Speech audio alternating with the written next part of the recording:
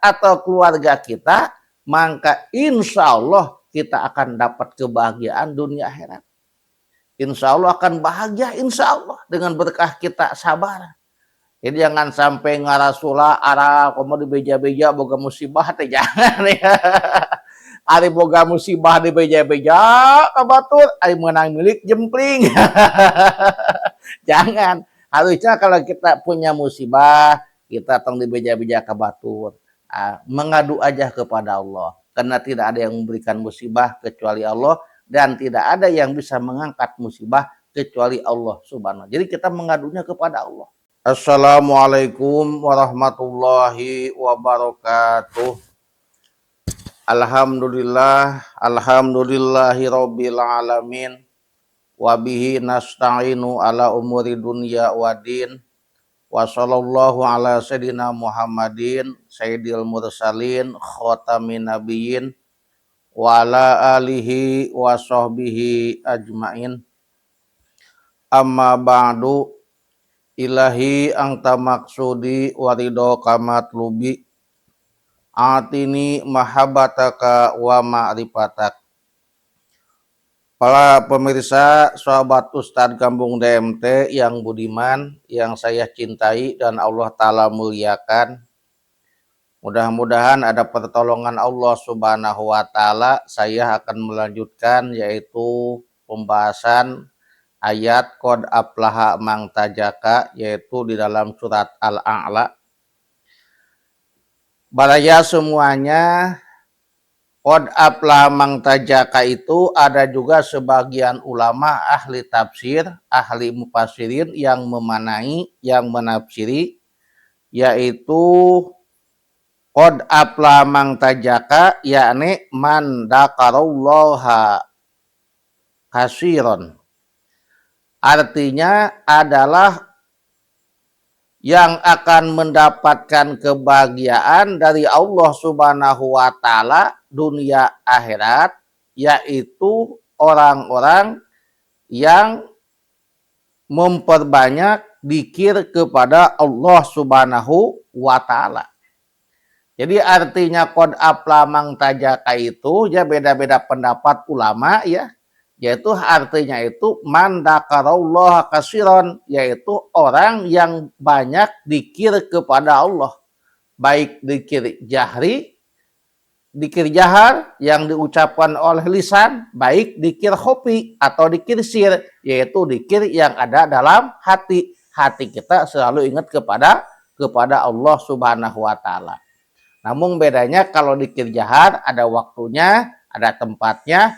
Kalau dzikir sir, dimanapun kita harus selalu ingat kepada Allah Subhanahu wa Ta'ala. Tidak ada tempat, tidak ada batas, tidak ada bilangan. Dimanapun, lagi apapun, keur kumaha bae, tetap hati kita kudu nyambung, nyantel kepada Allah Subhanahu wa Ta'ala. Walaupun baraya upamanya kita lagi makan mie ayam ya, tetap hati kita ingat kepada Allah. Kita upamanya mohon maaf ya, walaupun lagi upamanya lagi senam ya, mohon maaf lagi olahraga, tetap hati kita cuma antel nyambung kepada Allah Subhanahu wa Ta'ala. Itu dzikir sir. Jadi tidak ada tempat, tidak ada waktu, tidak ada batas.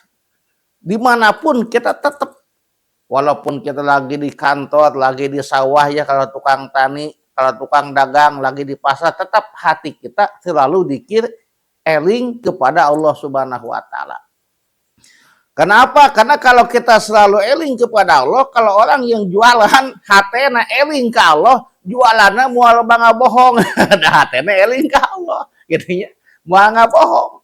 Mual upamana barang butut dibijakeun alus ya. Mohon maaf. Terus buku barang teh butut, ada nu disimpan di atas, anu bagus padahal bawahnya udah jelek, udah buruk mual. Kenapa? Karena hatinya ingat kepada Allah Subhanahu wa Ta'ala. Kalau kita mohon maaf kerja di kantor, maka insya Allah kalau kita kerja di kantor juga, kalau hati kita di barengan ku ingat eling ke Allah, insya Allah kita tidak akan melakukan hal-hal yang dilarang oleh agama. Kayak ya gitulah. Kita upamanya korupsi waktu ya, korupsi ya dan sebagainya, tidak akan. Kenapa? Karena hati kita eling ingat kepada Allah Subhanahu wa taala. Kita akan berbuat jelek, masya Allah, ingat pasti. Kalau seandainya kita upamanya lagi tani, maka insya Allah tani pun juga kita kalau hati ingat kepada Allah, tani kita tidak akan mengurangi yaitu ukuran tani. Kayak upamanya kalau udah nisab zakat, tidak akan meninggalkan zakat, pasti akan zakat. Kenapa? Karena ini hak orang lain gitu. Nah, kalau hatinya selalu ingat kepada Allah Subhanahu wa taala. Oleh karena itu sama kita minta kepada Allah, mudah-mudahan kita diberikan kekuasaan, diberikan pertolongan oleh Allah, kita bisa selalu zikir kepada Allah. Kapanpun, dimanapun, kita bisa bereling, zikir, ingat ke Allah Subhanahu wa ta'ala. Supaya apa? Supaya kita mendapatkan kebahagiaan, keselamatan dunia dan akhirat. Baraya semuanya, kenapa kita harus banyak zikir kepada Allah? Karena ada firman Allah Subhanahu wa ta'ala yang bunyinya a'udzubillahi minasyaitonirrajim. Ya ayyuhalladzina amanu dzkurullaha dzikran katsira. Yang artinya wallahu wa rasuluhu a'lamu bil murad. Wahai eling-eling orang-orang yang beriman, udzurullaha, maka kalian berzikirlah kepada Allah dzikran katsira, dengan zikir yang banyak. Jadi lebih banyak, lebih bagus. Ya gitu ya. Jadi tadi kita zikir eling kepada Allah itu, mohon maaf para ya, ada zikir jahar, ada zikir sir. Kalau zikir jahar ada waktunya, ada tempatnya, ada hitungannya. Kalau zikir sir tidak ada waktu, tidak ada tempat, tidak ada hitungannya, lebih banyak, lebih bagus gitu ya. Utama mana zikir sir dengan zikir jahar? Kalau ada sebagian ulama ada yang mengatakan utama zikir sir, karena zikir sir itu ada dalam hati gitu ya. Kenapa? Karena zikir sir itu kadang-kadang mungkin bisa menjaga dari riya, kadang kalau zikir jahar kadang-kadang ya. Tetapi kalau kita lagi berjamaah mah jangan zikir sir, zikir jahar. Kenapa? Supaya orang yang dekat kita, kalau kita seumpamanya jadi mutawib, jadi imam, bisa mengikuti zikir kita. Kalau zikir sir, zikir untuk pribadi kita. Nah, jadi kita jangan di rumah kita lagi ngopi, la ilah illallah, la ilah, jangan itu mah.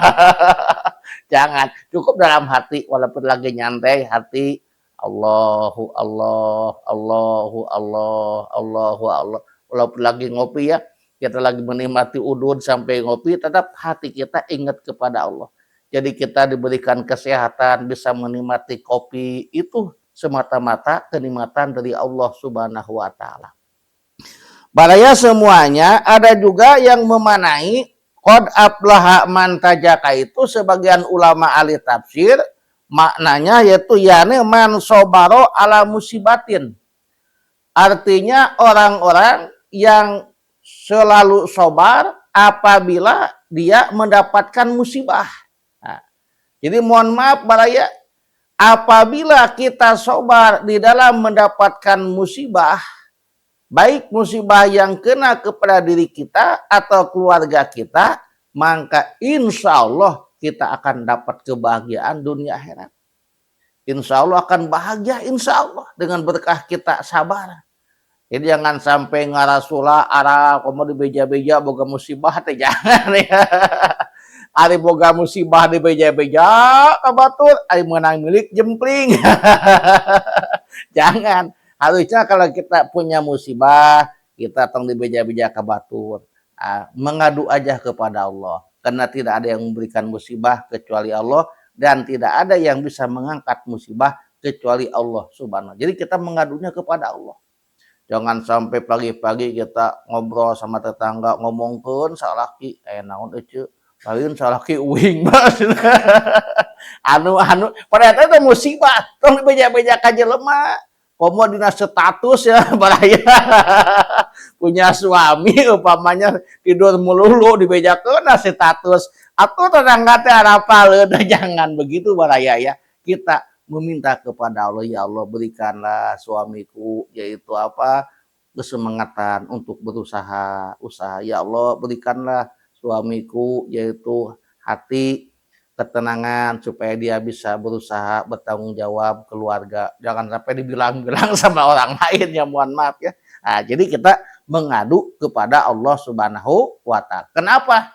Karena ada salah satu hadis Rasulullah SAW, akan cilaka orang apabila orang pagi-pagi yaitu mengadukan sesuatu kepada manusia. Jadi membicarakan kejelekan suami itu tidak boleh. Atau sebaliknya suami menjelekan istrinya. Pemajikan saya mah, pemajikan urang mah kieu teh hidang suk-suk teh batur mah upamana mengyuhkeun kopi mah aduh heset. Jangan. Pemajikan saya mah kieu ya jangan. Harus ditutupi. Kita harus mengadunya kepada Allah Subhanahu wa Ta'ala. Jadi baraya semuanya, jadi itu juga termasuk musibah. Jadi apabila kita dapat musibah, kita sabar. Punya suami, umpamanya kurang tanggung jawab, kita sobat, kita berdoa, mengadu kepada Allah. Mudah-mudahan dijadikan suami kita suami yang soleh, tanggung jawab dunia akhirat. Apabila kita baraya punya istri, umpamanya istri kita goreng adatna, goreng kalakuanana, jangan dibeja-beja ka baturnya kok yang lain, mengadu kepada Allah karena itu musibah. Insya Allah dengan kita bersabar meminta pertolongan kepada Allah, maka insya Allah kita akan mendapatkan kebahagiaan dunia akhirat. Sekian dari saya, mudah-mudahan ada berkah dan manfaatnya.